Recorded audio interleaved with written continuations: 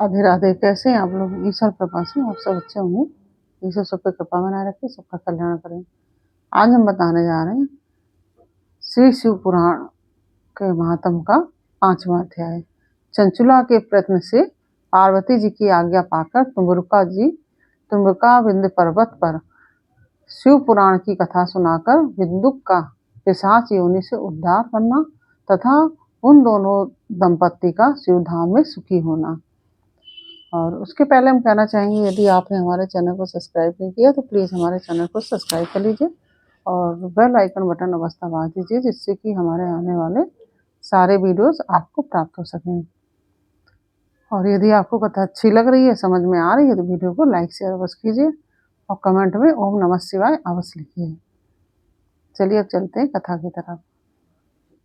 ओम नमः शिवाय, ओम नमः शिवाय, हर हर भोले नमः शिवाय, नमः शिवाय, ओम नमः शिवाय, हर हर भोले नमः शिवाय।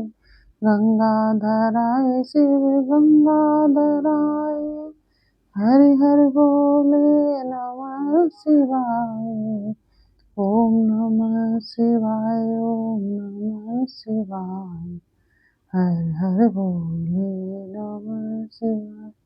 बोलो शंकर भगवान की जय, बोलो पार्वती मैया की जय, बोलो सभी देवी देवताओं की जय। सूत जी बोले, सौनक, एक दिन परमानंद में निमग्न हुई चंचला ने उमा देवी के पास जाकर प्रणाम किया और दोनों हाथ जोड़कर वह उनकी स्तुति करने लगी। चंचला बोली, गिरिराज नंदिनी, स्कंद माता उमे, मनुष्यों ने सदा आपका सेवन किया है। सदा समस्त सुखों को देने वाली शंभुप्रिय आप ब्रह्म स्वरूपिणी हैं। विष्णु और ब्रह्मा आदि देवताओं द्वारा सेव्य हैं। आप ही सगुणा और निर्गुणा हैं तथा आप ही सूक्ष्मा सच्चिदानंद स्वरूपिणी आद्या प्रकृति हैं। आप ही संसार की सृष्टि, पालन और संहार करने वाली हैं। तीनों गुणों का आश्रय भी आप ही हैं। ब्रह्मा, विष्णु और महेश्वर, इन तीनों देवताओं का आवास स्थान तथा उनकी उत्तम प्रतिष्ठा करने वाली पराशक्ति आप ही हैं। सूत जी कहते हैं, सौनक, जिसे सदगति प्राप्त हो चुकी थी वह चंचला इस प्रकार महेश्वर पत्नी उमा की स्तुति करके सिर झुकाए चुप हो गई। उसके नेत्रों में प्रेम के आंसू उमड़ आए थे। तब करुणा से भरी हुई शंकर प्रिया भक्त वत्सला पार्वती देवी ने चंचला को संबोधित करके बड़े प्रेम से इस प्रकार कहा। पार्वती बोली, सखी चंचले सुंदरी, मैं तुम्हारी की हुई इस स्तुति से बहुत प्रसन्न हूँ। बोलो, क्या वर मांगती हो? तुम्हारे लिए मुझे कुछ भी अधेय नहीं है। चंचला बोली, निष्पाप गिरिराज सुंदरी, मेरे पति बिंदु इस समय कहाँ हैं? उनकी कैसी गति हुई है यह मैं नहीं जानती। कल्याणमयी दीन वत्सले, मैं अपने उन पतिदेव से जिस प्रकार संयुक्त हो सकूं वैसा ही उपाय कीजिए। महर्षि महादेवी, मेरे पति एक शूद्र जाति वैश्या के प्रति आसक्त थे और पाप में ही डूबे रहते थे। उनकी मृत्यु मुझसे पहले ही हो गई थी। न जाने वे किस गति को प्राप्त हुए। गिरजा बोली, बेटी, तुम्हारा बिंदुक नाम वाला पति बड़ा पापी था। उसका अंतःकरण बड़ा ही दूषित था। वैश्या का उपभोग करने वाला वह महामूढ़ मरने के बाद नरक में पड़ा। अगणित वर्षों तक नरक में नाना प्रकार के दुख भोग कर वह परमात्मा अपने शेष पाप को भोगने के लिए विंध्य पर्वत पर पिशाच हुआ है। इस समय वह पिशाच अवस्था में ही है और नाना प्रकार के क्लेश उठा रहा है। वह दुष्ट वहीं वायु पीकर रहता है और सदा सब प्रकार के कष्ट सहता है। सूत जी कहते हैं, सौनक, गौरी देवी की यह बात सुनकर उत्तम व्रत का पालन करने वाली चंचला उस समय पति के महान दुख से दुखी हो गई। फिर मन को स्थिर करके वह ब्राह्मण पत्नी ने व्यथित हृदय से महेश्वरी को प्रणाम करके पुनः पूछा। चंचला बोली, महेश्वरी महादेवी, मुझ पर कृपा कीजिए और दूषित कर्म करने वाले मेरे उस दुष्ट पति का अब उद्धार कीजिए। देवी कुत्सित बुद्धि वाले मेरे उस परमात्मा पति को उस पापात्मा पति को किस उपाय से उत्तम गति प्राप्त हो सकती है, यह शीघ्र बताइए। मैं आपको नमस्कार है। देवी पार्वती ने कहा कि तुम्हारा पति यदि शिव पुराण की पूर्णमयी उत्तम कथा सुने तो सारी दुर्गति को पार करके वह उत्तम गति का भागी हो सकता है। अमृत के समान मधुर अक्षरों से युक्त गौरी देवी का यह वचन आदर पूर्वक सुनकर चंचला ने हाथ जोड़कर मस्तक झुकाकर उन्हें बारंबार प्रणाम किया और अपने पति के समस्त पापों की शुद्धि तथा उत्तम गति की प्राप्ति के लिए पार्वती देवी से यह प्रार्थना की कि मेरे पति को शिव पुराण सुनाने की व्यवस्था होनी चाहिए। उस ब्राह्मण पत्नी के बारंबार प्रार्थना करने पर शिवप्रिया गौरी देवी को बड़ी दया आई। उन भक्तवत्सला महर्षि गिरिराज कुमारी ने भगवान शिव की उत्तम कीर्ति का गान करने वाले गंधर्वराज तुम्बरु को बुलाकर उनसे प्रसन्नता पूर्वक इस प्रकार कहा। तुम्बरु, तुम्हारी भगवान शिव में प्रीति है। तुम मेरे मन की बातों को जानकर मेरे अभीष्ट कार्यों को सिद्ध करने वाले हो, इसलिए मैं तुमसे एक बात कहती हूँ, तुम्हारा कल्याण हो। तुम मेरी इस सखी के साथ शीघ्र ही विंध्य पर्वत पर जाओ। वहां एक महाघोर और भयंकर पिशाच रहता है। उसका वृतांत तुम आरंभ से ही सुनो। मैं तुमसे प्रसन्नता पूर्वक सब कुछ बताती हूँ। पूर्व जन्म में वह पिशाच बिंदुक नामक ब्राह्मण था। मेरी इस सखी चंचला का पति था, परंतु वह दुष्ट वैश्यागामी हो गया। स्नान संध्या आदि नित्य कर्म छोड़कर अपवित्र रहने लगा। क्रोध के कारण उसकी बुद्धि पर मूर्छा छा गई थी। वह कर्तव्य अकर्तव्य का विवेक नहीं कर पाता था। अभक्ष्य भक्षण, सज्जनों से द्वेष और दूषित वस्तुओं का दान लेना, यही उसका स्वाभाविक कर्म बन गया था। वह अस्त्र शस्त्र लेकर हिंसा करता, बाएं हाथ से खाता, दीनों को सताता और क्रूरता पूर्वक पराये घरों में आग लगा देता था। चांडालों से प्रेम करता और प्रतिदिन वैश्या के संपर्क में रहता था। वह बड़ा दुष्ट था।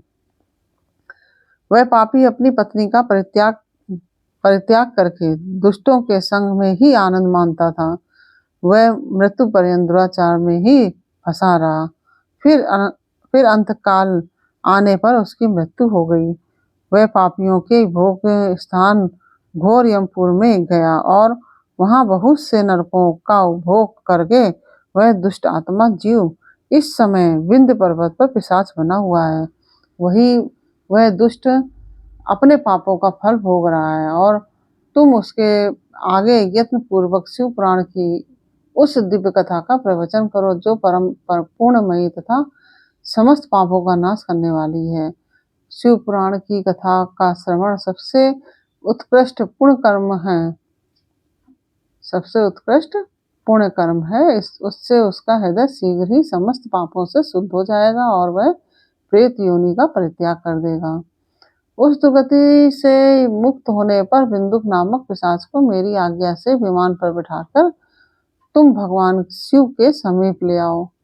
सूत जी कहते हैं कि सौनक महर्षि उमा के इस प्रकार आदेश देने पर गंधर्वराज तुम्बरु मन ही मन बड़े प्रसन्न हुए। उन्होंने अपने भाग्य की सराहना की। तत्पश्चात उस पिशाच की सती साध्वी पत्नी चंचला के साथ विमान पर बैठकर नारद के प्रिय मित्र तुम्बरु वेग पूर्वक विंध्याचल पर्वत पर गए।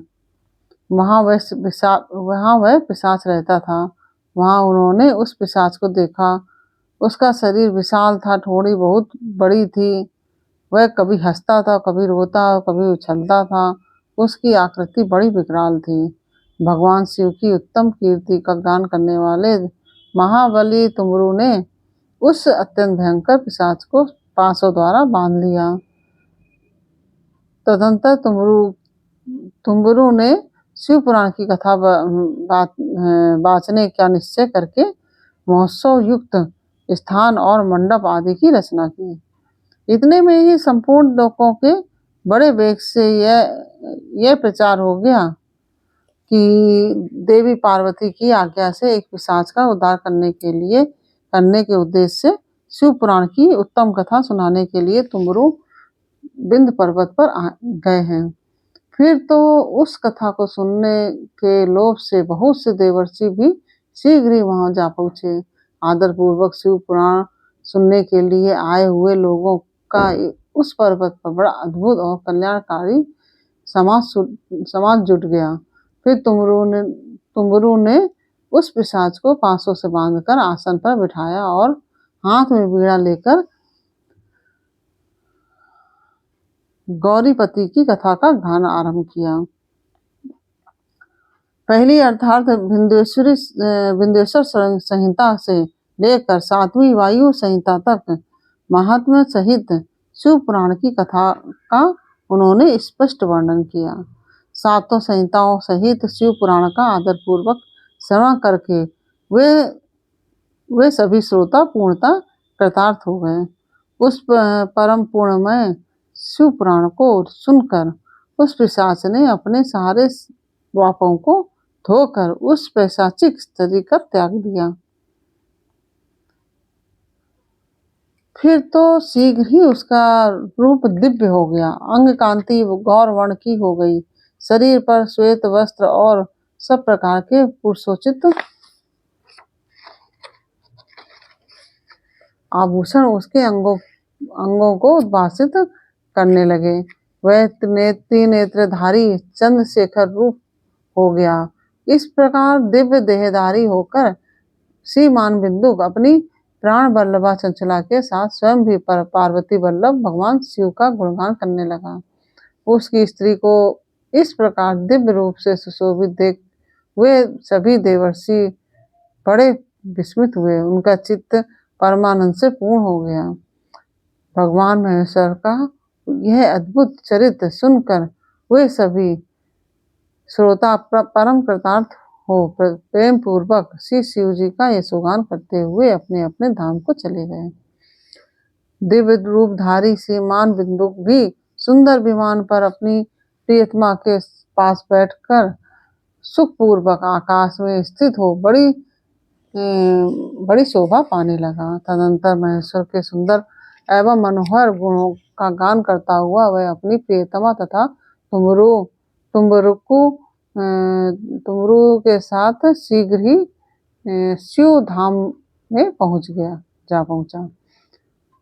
वहां भगवान महेश्वर तथा पार्वती देवी ने प्रसन्नता पूर्वक बिंदुक का बड़ा सत्कार किया और उससे अपना पार्षद बना लिया। उसकी पत्नी चंचला पार्वती जी की सखी हो गई। उस घनीभूत ज्योति स्वरूप परमानंदमय सनातन धाम में अविचल निवास पाकर वे दोनों दंपति परम सुखी हो गए। इस प्रकार से यह 5वां अध्याय पूर्ण हुआ। यह अध्याय आपको कैसा लगा यह हमें कमेंट बॉक्स में अवश्य बताइए। अच्छा लगा हो वीडियो को लाइक से अवश्य कीजिए और कमेंट में ओम नमः शिवाय अवश्य लिखिए। फिर मिलते हैं आपसे अगले वीडियो में अगले अध्याय के साथ। तब तक के लिए ओम नमः शिवाय। राधे राधे।